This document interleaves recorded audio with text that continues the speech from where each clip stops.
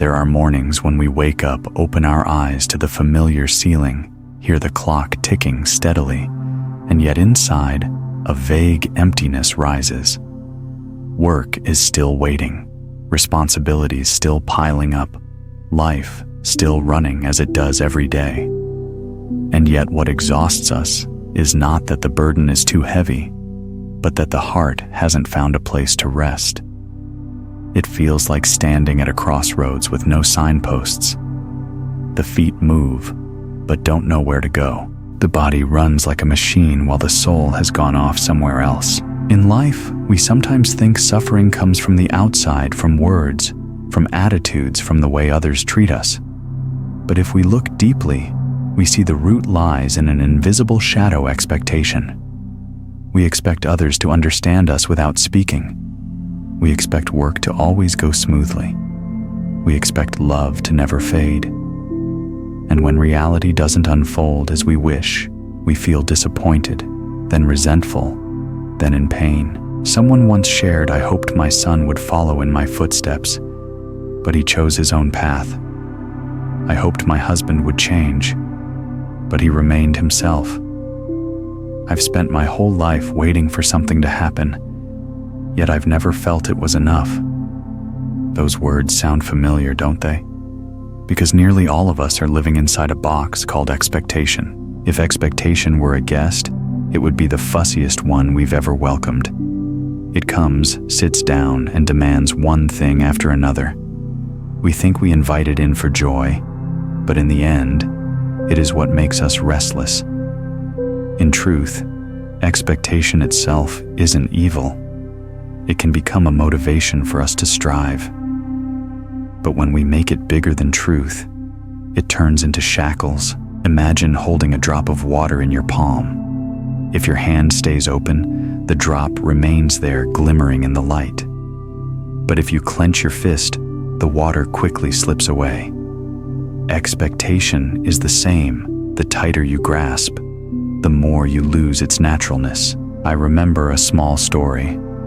A young man spent his life searching for a precious jewel. He believed that once he had it, he would be happy forever. After crossing countless mountains and rivers, he still hadn't found it. One day, exhausted, he sat beside a stream and saw sunlight scattered on the water into 1,000 shimmering rays. In that moment, he understood the miracle wasn't some far-off treasure. It was right before his eyes, if only his mind would come to rest.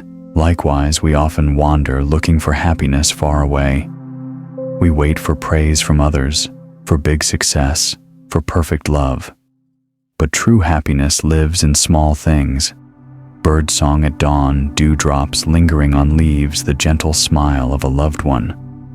Only when we stop tying happiness to our expectations do we realize the treasure has always been here. The Buddha taught, the origin of suffering is craving. Craving is not only for material things, but also clinging to images and scripts we pre-write for life. When others don't play the roles we've assigned them, disappointment arises. When life doesn't run according to our script, we call it unfair. But life is impermanent. Who can hold the pen to write every detail? Once a woman came to a Zen master and lamented, "My husband never changes as I wish. I'm so miserable." The teacher asked, "Are you sure you love your husband? Or do you only love the ideal image of him in your mind?" That question blew away the heavy curtain in her heart. Often we don't love the real person before us. We love an image we invented. Expectations in love and work and family are like invisible strings. We think they connect us, but the tighter we tie them, the more we lose freedom. Picture a kite. If the line has the right tension, the kite soars. Pull too hard, the line snaps, and the kite falls. Our mind is the same, only with right measure can we let life move naturally. Someone once asked a master, "How can I keep the one I love by my side forever?" The teacher handed him a balloon and said, "Squeeze it tight." He gripped it hard. The balloon burst. The teacher said, "Now let go."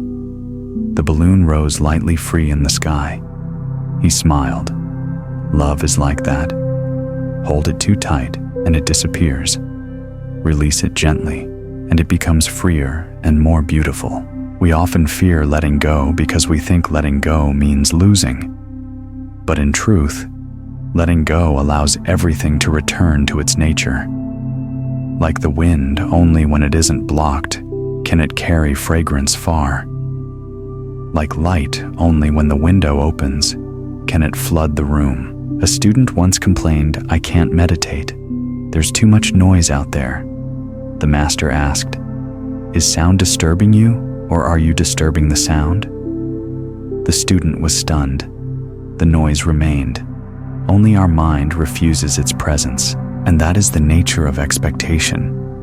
It always wants reality to be different. We want that person to be kinder, life to be easier, ourselves to be perfect. But the more we demand, the less we see what is already here. The good news is, we can practice letting go bit by bit, starting with the breath. Breathing in, we see we are alive. Breathing out, we set down our burden. Each breath, like a stream, washes away dust and opens a space of peace. There's a truth we all know, yet often forget: everything is impermanent. From the flower that blooms in the morning and withers by evening, to the breeze that passes and disappears to this very body, everything flows and changes without end. The paradox is that humans want to keep everything still. We want love to stay passionate forever, youth to freeze at today, joy to never fade. The craving to hold what cannot be held is the very root of suffering. Look at a leaf. When autumn comes, it turns yellow and one day falls. The leaf doesn't ask why, nor blame the winter wind.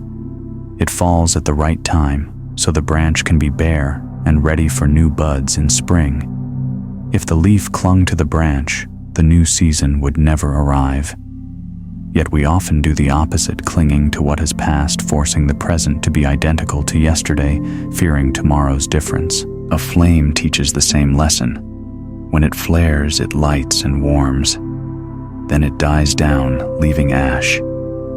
If we mourn the extinguished fire, we miss what matters. That very ash will nourish the soil for new seeds.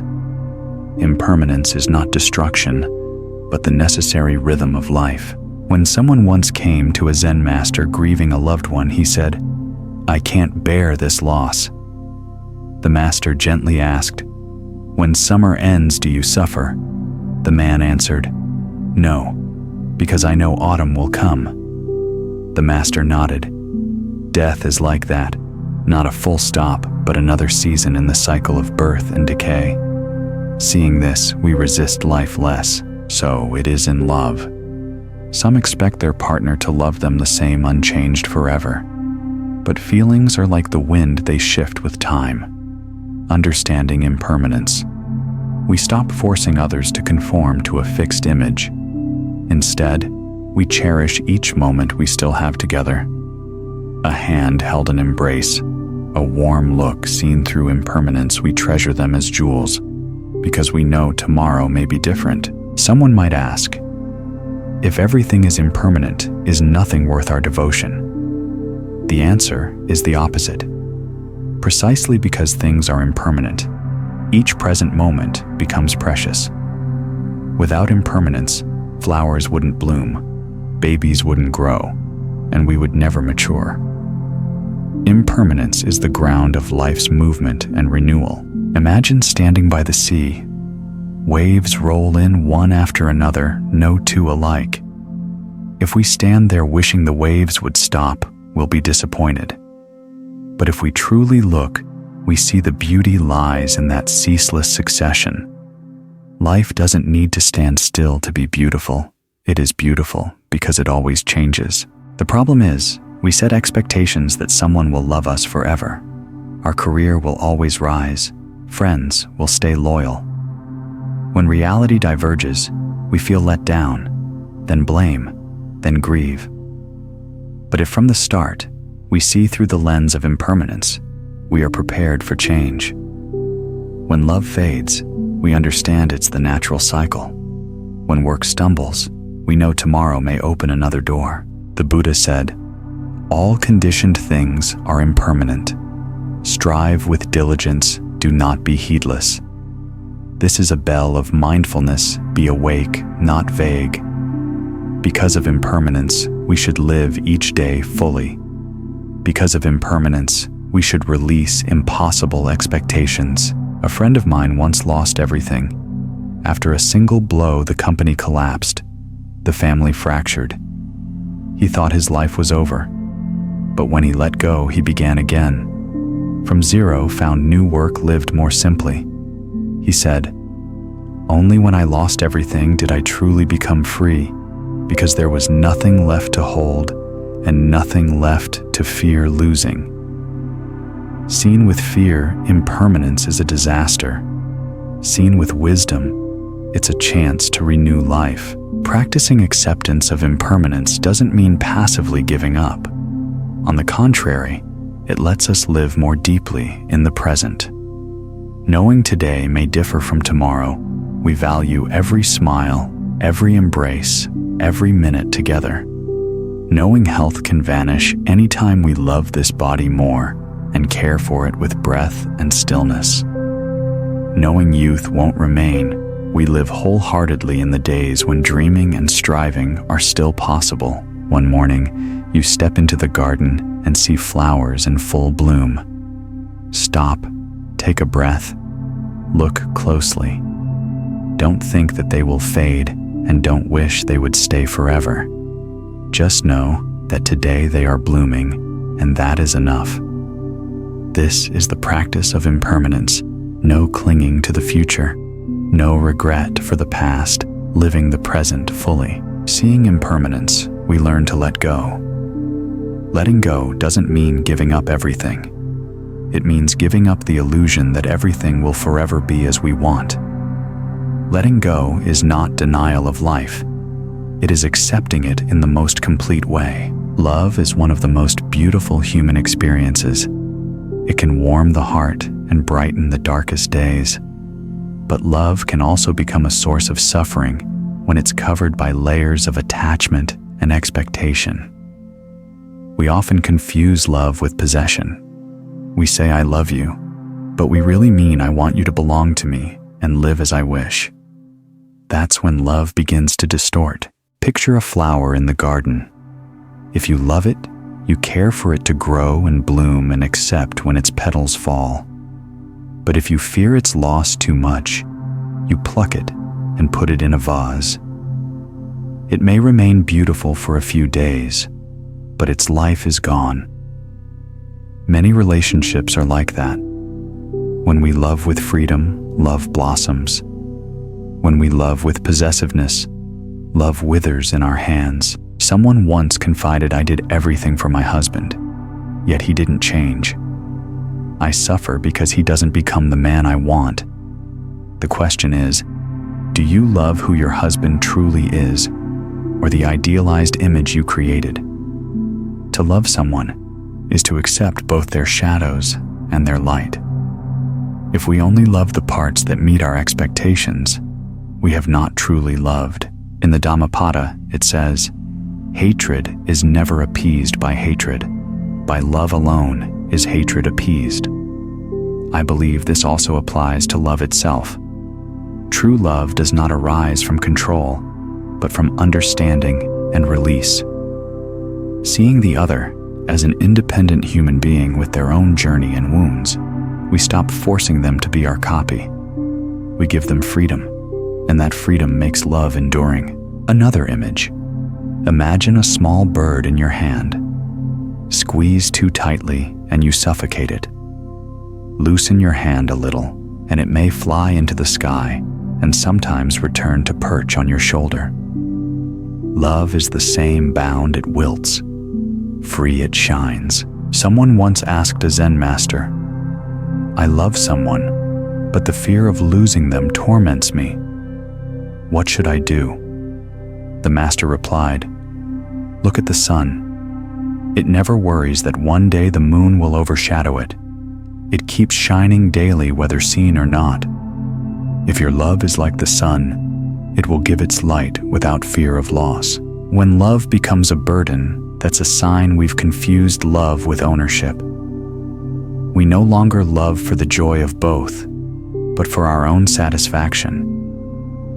Then, whenever the other doesn't meet our demands, we feel betrayed. Yet in truth, no one betrays us but the expectations we built. In some relationships, people spend their whole lives trying to change each other. The wife wants the husband more romantic. The husband wants the wife gentler. But life is not a pre-written score that each must play to the other's tune. Life is a symphony, low notes and high, and also rests. Only by listening to the whole can we appreciate its beauty. The Buddha taught compassion like a flower's fragrance. Fragrance does not choose whom to grace. Anyone who comes near receives it. True love is the same. It doesn't discriminate set conditions or demand exchange. It radiates from within like a lamp's light, like scent on the wind. In modern life, many see love as a transaction. I give you this, you must give that. The more we calculate, the poorer love becomes. Loving with release, we give without expecting return. Then love becomes freedom for both. Remember, love is not holding, it is accompanying. Not demanding, but sharing. Not turning the other into ourselves, but seeing them as they truly are. Love like that becomes a path to happiness, not a trap of suffering. In today's world, work and career seem to have become the yardstick of a person's worth. We're often taught that only with success are we worthy of love and respect. From there, expectations in work grow without end, like an invisible backpack into which we put more bricks each day. Imagine climbing a mountain with a heavy backpack. At first, you can still move, but the higher you climb, the more the weight makes your legs ache. It's not the mountain that brings us down, but the backpack we fill with bricks named expectations, promotion, more money, recognition, being better than others. A friend once shared, "I work until I forget to eat or sleep, but joy is nowhere. Every time I achieve one goal, I set another higher. I'm always in a state of never enough." It sounds admirable, but in reality, it's a spiral with no exit. The more you achieve, the more you feel lacking. Career expectations are like walking on quicksand. You think you're moving forward, but each step sinks you deeper. The more you struggle, the harder it is to escape. We keep staring at the destination and forget the feeling of our feet on the ground. True success isn't standing on the highest peak, but finding balance in each step. Some obtain high positions and much money, yet their souls are empty. Others live simply, yet go to work each day with joy. Which one is truly successful? The Buddha taught one who knows contentment, even lying on the ground, lives in joy. One who does not know contentment, even dwelling in heaven, is not satisfied. This is a wake-up call for those who let their career become chains. Picture a tightrope stretched between two cliffs. If we only stare at the end point, we tremble and fall. Focus on each step, keep balance, and we'll cross. Work is the same. Rather than obsessing over the final result, honor each experience in the process. Another friend, once a company director, returned to the countryside to farm after many upheavals. He said he'd never felt such peace as when sowing seeds, watering plants, and waiting for harvest. Before I had much, but my soul was empty. Now I have little, but I feel full. He found freedom by putting down the weight of career expectations. Work is just one part of life, but when we make it the whole, we trap ourselves. We think our value lies in titles, salaries, praise. But if one day we lose all that, will we still dare to look into ourselves? Letting go of expectations at work doesn't mean abandoning effort. It means working with a steady heart, not letting success or failure define our worth. Remember, every seed needs time to sprout. If we dig up the soil each day to check, the seed will never grow. Careers are the same. They need patient care, not the constant prodding of expectation. A student once told a teacher, "I work and work, but see no results. I'm discouraged." The teacher smiled. "Do you see the sun rise every morning?" The student nodded. "Does it rise faster if you worry all night?" The student was silent. Results come when conditions are ripe, not when you are impatient. Seen with wakefulness, work is a way to live more fully, to learn patience, humility, and sharing. It need not be a burden. With this shift, our steps grow lighter, even though the road remains challenging. In our relationships beyond love and work, there is another dull ache, wounds left by others. A careless word, an unjust act, a betrayal, each can become a thorn in the heart. We wait for an apology, for acknowledgement, for understanding. The longer we wait, the more we despair. Waiting for an apology is like standing before a closed door. We knock and hope the person inside will open, but they never respond. Meanwhile, we're left on the porch in wind and rain, growing cold. The problem isn't the door. It's that we chose to keep standing there. A friend of mine was once betrayed by a friend. For years, she harbored resentment, waiting for the other to return and admit fault. But time passed, and they never came. Only when she realized, why lock my heart because of someone who has already left, did she begin to forgive, not to justify the other, but to free herself. Forgiveness doesn't mean forgetting or accepting wrongdoing. It means stopping the past from controlling the present. Keep a wound open and it festers. Dress it and let it heal, and you can continue even if a scar remains. Imagine a cracked ceramic bowl. If we only stare at the crack, we see damage. But pour gold into it like Japan's kintsugi, and the bowl becomes unique, more beautiful than before. Our wounds can become shining seams if we mend them with compassion. Many carry resentment like a stone in their pocket, thinking that throwing it at the offender will bring relief. But the longer we carry it, the heavier it grows, and we are the ones who suffer. Put the stone down. You do not lose, only grow lighter. Someone asked, "If I forgive, doesn't that make me weak?" The teacher smiled. Forgiveness is not weakness. It is courage. The weak retaliate to prove strength. The truly strong set the sword down. Our minds crave fairness. We think only when the offender admits fault can we forgive. But life rarely aligns with our idea of justice. Waiting for an apology before releasing is like waiting for rain to sow seeds. Sometimes we must plant in the dry earth and trust that rain will come. Or perhaps never come yet. The seed can still sprout by its own vitality. At a retreat, someone said, "My father abandoned me as a child. I've resented him for decades. How can I forgive?" The teacher asked, "Are you sure he knows you resent him?" Silence. If he doesn't know, then all these years the only one suffering is you. The answer was like a mirror. Forgiveness is not a gift for the other. It is a gift for ourselves. Another image, a candle. It lights the room, yet consumes itself. Resentment is similar. It ignites a hot flame in the heart and burns away our peace. Only when we blow it out can the inner darkness lift. Forgiveness doesn't happen in a day. It is a process. We start by acknowledging the wound and gaze at it gently. Day by day, like water wearing down stone, a time comes when the burden is lighter, the breath deeper, and a smile returns. After passing through the sufferings of expectation, love, and unhealed wounds, we may ask what path leads back to true peace. The answer isn't far away. It's in each breath. Breath is life's primal rhythm.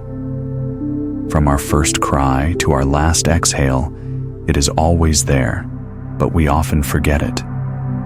We breathe without truly knowing we're breathing. Only when we stop, inhale deeply, and feel the air entering, do we sense life flowing through us. Imagine the mind as a lake.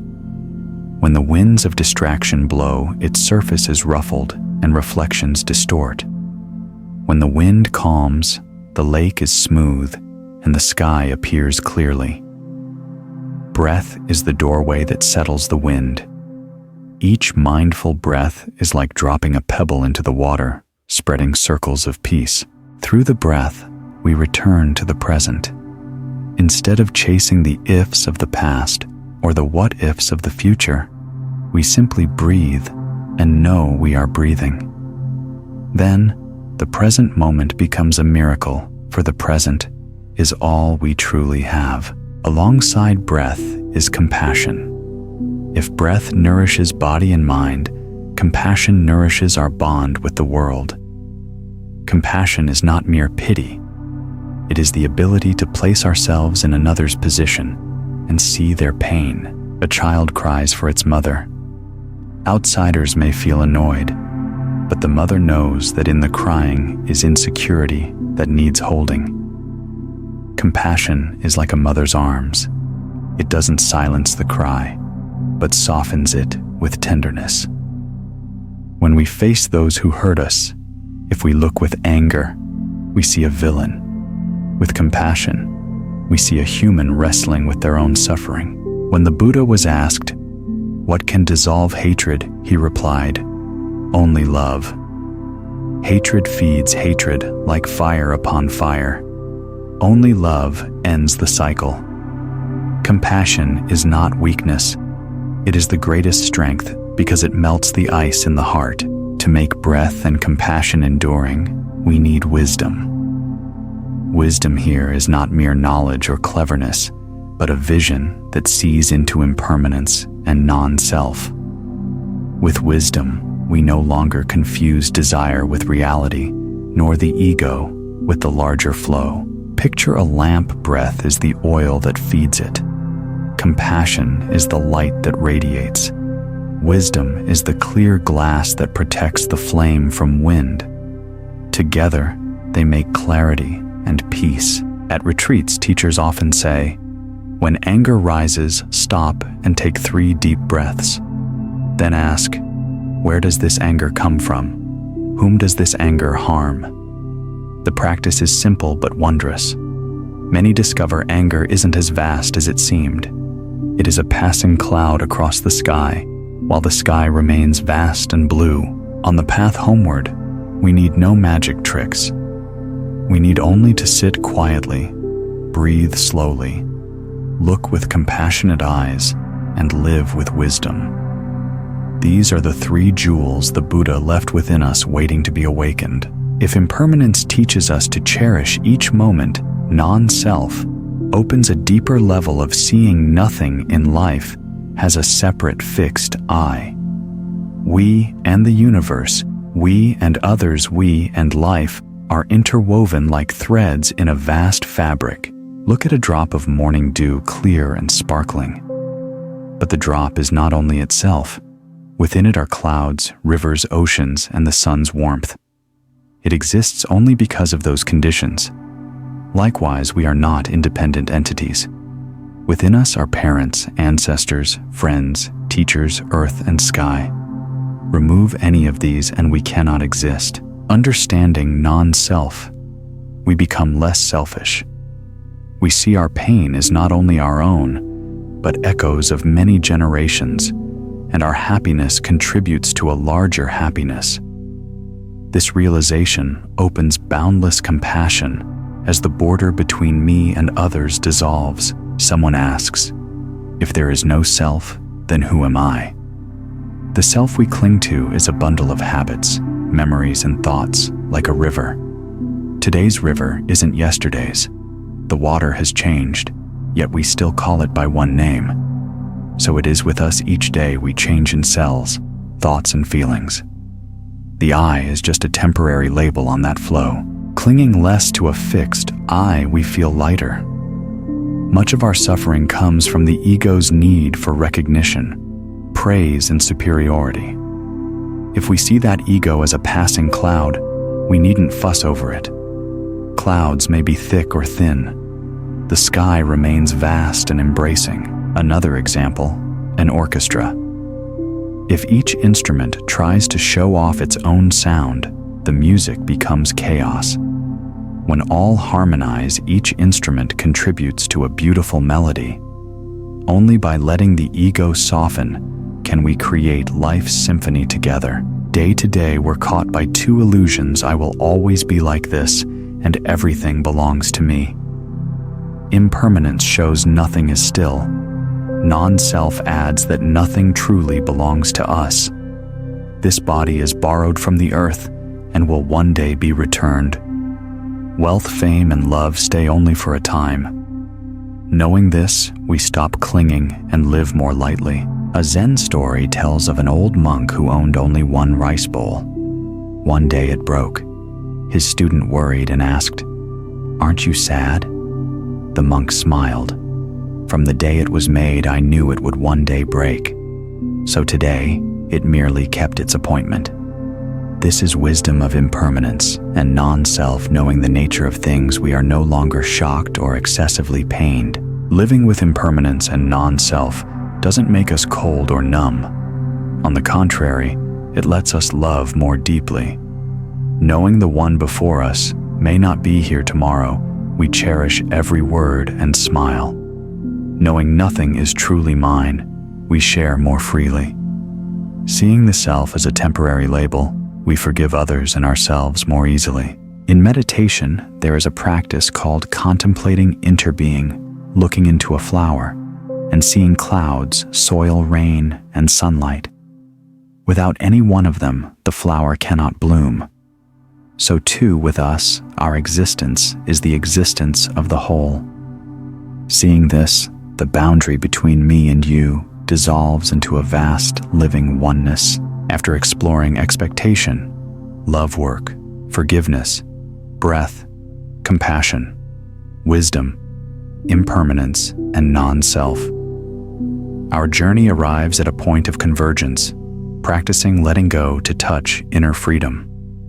This is not an ending, but a new beginning, the beginning of a mindful life. Letting go does not mean denying or refusing life. It is the deepest way to live. Letting go is putting down a load we've carried too long. When we put it down, our shoulders stop aching, our steps grow light, and we can finally lift our head to the open sky. Each day, we can begin with very small practices. Sit quietly for a minute, close your eyes, and breathe. Listen to your heartbeat. Walk slowly, feeling your feet touch the ground, as if kissing the earth. Each simple act, done with mindfulness, becomes a sacred ritual, returning us to ourselves. A Zen master taught, "When eating, just eat. When washing dishes, just wash dishes." It sounds simple, yet this simplicity frees us from the mind's trap of running back to the past or racing toward the future.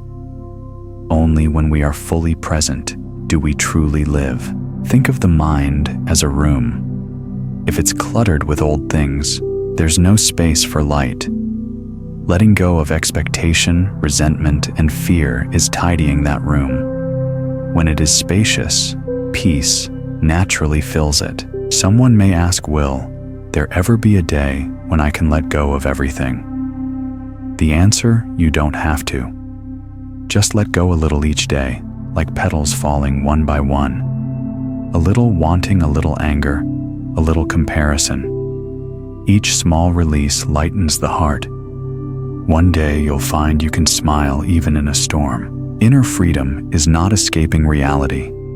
It is living in reality with new eyes. Eyes that see suffering clearly, yet are not swept away. Eyes that see impermanence and still cherish each moment. Eyes that see non-self and therefore love without borders. Picture a bird gliding across the sky.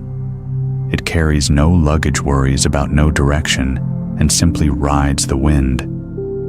Inner freedom is like that bird light, open unbound by the invisible strings of expectation and ego.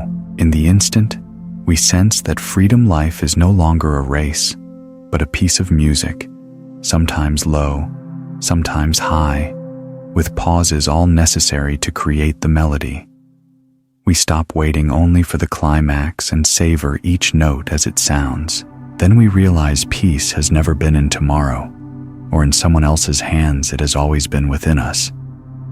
With courage to let go, gentleness to forgive, and mindfulness to breathe, inner freedom appears like an old friend who's been waiting for us all along. This path is not just a philosophy to read, but a way to live. Each day, we practice breathing, releasing, and loving. Each day, we learn to set down a bit more expectation and a bit more anger. And then we see happiness lies not in how much we have, but in how light our heart has become.